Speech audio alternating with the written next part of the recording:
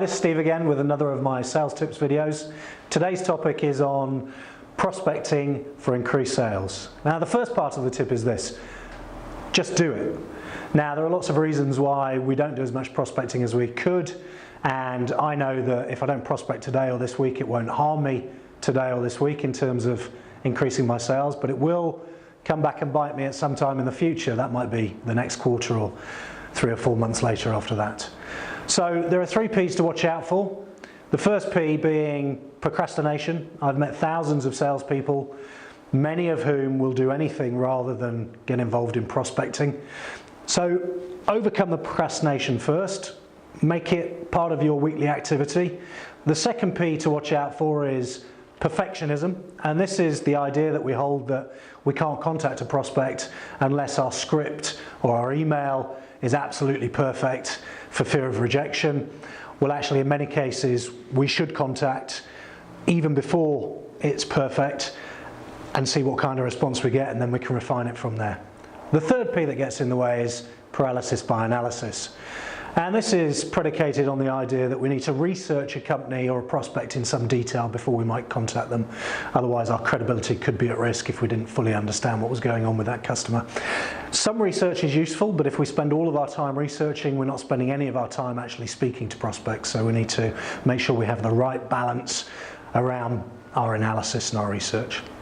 The other thing that I'd like to draw your attention to is a typical sales funnel, which may look something like this, where we're getting prospects in the top.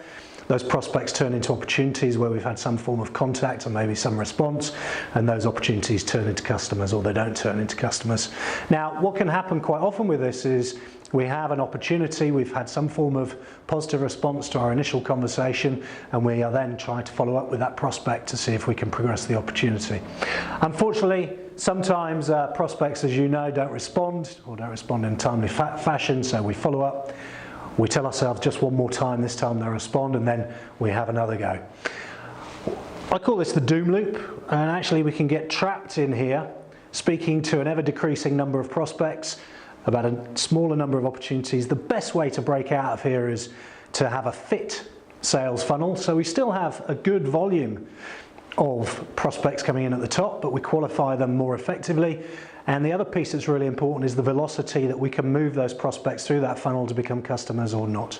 And the process that we like to look at here is bounce, bounce, bin.